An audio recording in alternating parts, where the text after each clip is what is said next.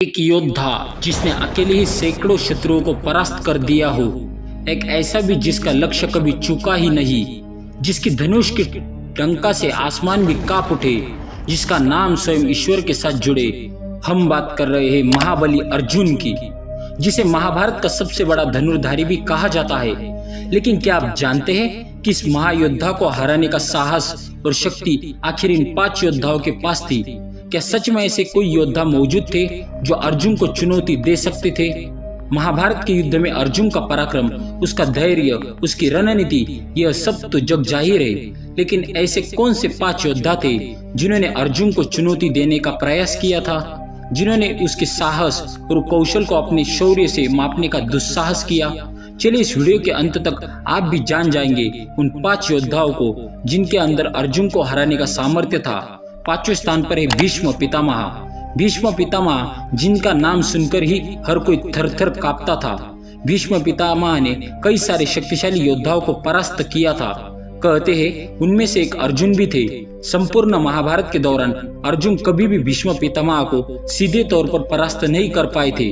वही अगर विराट युद्ध की बात की जाए तो विराट युद्ध के दौरान अर्जुन ने भीष्म पितामह को परास्त नहीं किया था, सिर्फ मूर्छित किया था, और वह इसमें सफल भी हुए थे। और उनका मुकाबला सीधे तौर पर भीष्म ने उस समय भी नहीं हो पाया था। वैसे भीष्म पितामह अर्जुन को बेहद प्रेम करते थे और इसलिए वह कभी भी अर्जुन के ऊपर ऐसे तीर नहीं छोड़ते थे जो उनके प्राण ले सकते। महाभारत के 10वें दिन के युद्ध तक लगातार भीष्म पितामह रोजाना कई सारे पांडव सैनिकों का वध करते थे और इस दौरान अर्जुन और भीष्म पितामह का आपस में कई बार आमना सामना हुआ, जहाँ अर्जुन उन्हें बिल्कुल भी परास्त नहीं कर पाए। सिर्फ यही नहीं, कुरुक्षेत्र के युद्ध में भीष्म पितामह रोजाना कई सारे लाखों पांडव सैनिकों का वध करते थे और उनके पास इच्छा मृत्यु का वरदान था, इसलिए उन्हें हरा पाना और मार पाना बिल्कुल असंभव था। यह बात खुद भगवान श्री कृष्ण भी जानते थे, इसलिए भगवान श्री कृष्ण ने इसके लिए एक युक्ति सोची। उन्होंने पांडवों को स्वयं भीष्म पितामह के पास भेजा ताकि वो उनसे इच्छा मृत्यु के इस बंधन को तोड़ने और उनकी मृत्यु का रहस्य जान पाए। तब भीष्म पितामह खुद जानते थे कि वह अधर्म की तरफ है, इसलिए उन्होंने पांडवों को अपनी मृत्यु का रहस्य बताया, जिसके अगले दिन अर्जुन ने शिखंडी को ढाल बनाकर कई असंख्य तीरों से भीष्म पितामह का वध किया। लेकिन दोस्तों, कभी भी सीधे तौर पर अर्जुन भीष्म पितामह का मुकाबला नहीं कर पाया था, न ही कभी उन्होंने हरा पाया था। चौथे नंबर पर है द्रोणाचार्य, जो खुद अर्जुन के गुरु कहे जाते हैं, जिन्होंने ही अर्जुन को धनुर्विद्या का ज्ञान दिया था। देखा जाए तो गुरु द्रोणाचार्य को उन सभी अस्त्रों का ज्ञान था जिन सभी अस्त्रों का ज्ञान अर्जुन को महाभारत में द्रोणाचार्य अपनी पूरी क्षमता के साथ नहीं लड़े। और उन्होंने पुत्र मोह के कारण ही अधर्म का साथ दिया था। वो जानते थे अर्जुन धर्म के साथ है, इसलिए कभी भी उनसे उन्हें मारने की कोशिश नहीं करते थे। जब निर्माण तरीके से कौरवों ने चक्रव्यूह के अंदर अभिमन्यु का वध किया, तब उसके आक्रोश में अर्जुन ने अगले दिन जयद्रथ की प्रतिज्ञा ली और जयद्रथ को बचाने के लिए द्रोणाचार्य स्वयं वहां पर मौजूद थे। युद्ध के आरंभ होते ही अर्जुन का आमना सामना द्रोणाचार्य से हुआ। उस वक्त काफी देर हो चुकी थी। दोनों का द्वंद्व युद्ध बहुत देर से चल रहा था, जिसका कोई निष्कर्ष नहीं निकल रहा था। यह देखकर भगवान श्री कृष्ण ने अर्जुन से कहा कि वह आचार्य द्रोण से आगे जाने की आज्ञा मांगे और ये युद्ध बंद कर दे। अर्जुन ने बिल्कुल ऐसा ही किया और एक शिष्य होने के नाते उन्होंने अपने गुरु से आगे जाने की आज्ञा मांगी। तब द्रोणाचार्य ने उन्हें मना कर सके और उनसे आगे बढ़ने की आज्ञा दे दी। यही द्रोणाचार्य सचमुच चाहते तो उस दिन जयद्रथ जिंदा बच जाता और अपनी प्रतिज्ञावश अर्जुन को आत्मदहन लेना पड़ता, और द्रोणाचार्य ऐसा नहीं चाहते थे, इसलिए उन्होंने अर्जुन को आगे जाने दिया। देखा जाए तो आचार्य द्रोण भी अर्जुन को हराने का सामर्थ्य नहीं था, क्योंकि वह स्वयं उनके गुरुदेव थे। तीसरे नंबर पर मौजूद है भगत दया ज्योतिषपुर के राजा भगत, जिन्होंने महाभारत में कौरवों का साथ दिया। उनके दोनों बेटे को ही स्वयं महाभारत में नकुल और सहदेव ने और साथ ही अर्जुन ने मार गिराया था। इससे भगदरथ अर्जुन पर बहुत गुस्सा हुए, उनके साथ युद्ध करने के लिए निकल पड़ते। कहते हैं दोनों के बीच बहुत भीषण युद्ध चलता था। कहते वह पूरी तरह से अर्जुन पर हावी थे। अर्जुन के बेवश पड़ते ही भगवान श्री कृष्ण ने उन्हें बचाया था।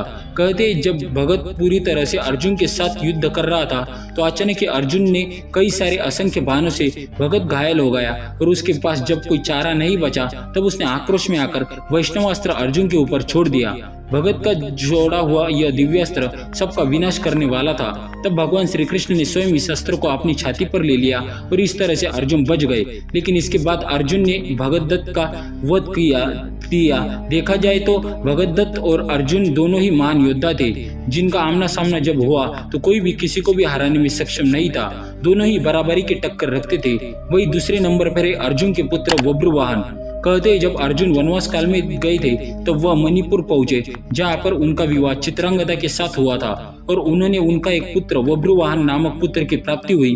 कहते जब पांडव महाभारत का युद्ध जीत गए थे तब उसके बाद युधिष्ठिर को चक्रवर्ती सम्राट बनाने के लिए एक राजसूय यज्ञ का किया, जिसका घोड़ा जहाजा था। जब वह घोड़ा मणिपुर पहुंचा और उस समय वहां का राजा बब्रुवाहन था, जिसने अश्वमेध यज्ञ के घोड़े को रोक दिया। जब अर्जुन ऐसे में बब्रुवाहन और अर्जुन के बीच एक युद्ध हुआ। कहते बब्रुवाहन ने अर्जुन का वध किया, जिसके बाद नागकन्या उल्पी ने स्वयं मणि की सहायता से अर्जुन को पुनर्जीवित किया था। इस विषय पर हम पहले भी एक वीडियो बना चुके हैं, आपको लिंक डिस्क्रिप्शन में और साथ ही आई कार्ड में अवश्य दिख जाएगी। वही पहले नंबर पर कोई और नहीं बल्कि पवन पुत्र हनुमान जी है। जी हाँ, पवन पुत्र हनुमान जी, जिसे कभी अर्जुन नहीं जीत सकते थे। इस विषय पर हमें एक पौराणिक कथा भी मिलती है। कहते हैं महाभारत युद्ध खत्म होने के बाद अर्जुन को अपनी धनुर्विद्या और अपने बाणों पर बेहद घमंड हो गया था और भगवान श्री कृष्ण को यह बात पता थी, इसलिए उन्होंने हनुमान जी को भेजा अर्जुन के उस घमंड को चकनाचूर करने के लिए। अब अर्जुन और हनुमान जी के बीच में वार्तालाप चल रही थी, जहाँ पर अर्जुन ने कहा, आपने रामायण काल में भगवान श्री राम को स्वयं सहायता से पुल को क्यों नहीं बनाया, उन्होंने पत्थर का सहारा क्यों लिया। ऐसे में अर्जुन अपनी बढ़ाई करने लगे। तब हनुमान जी ने कहा, अगर वह अपने बाणों से एक पुल बना कर निर्माण कर देंगे और अगर मैं उस पर चला पाया तो वो पुल मेरे भार से उठ पाया और मैं मान लूंगा। अर्जुन ने भगवान श्री राम से बड़े धनुर्धारी थे। अब ऐसे में अर्जुन ने कई असंख्य तीरों की सहायता से एक पुल का निर्माण किया।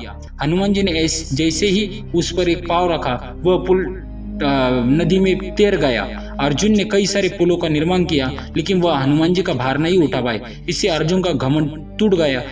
यही थे वो 5 योद्धा जो अर्जुन को हरा सकते थे और इनमें से कुछ योद्धाओं ने तो हराए भी था। अगर आपको हमारी ये खास जानकारी या वीडियो अच्छी लगी हो तो इस वीडियो को लाइक कीजिए, हमारे चैनल को सब्सक्राइब कीजिए और ज़्यादा से ज़्यादा शेयर भी अवश्य कीजिए। तो मिलेंगे अगली बार एक नई खास वीडियो के साथ। तब तक के लिए देखते रहिए संपूर्ण ज्ञान का केंद्र बिंदु अथर्व तिवारी यूट्यूब चैनल।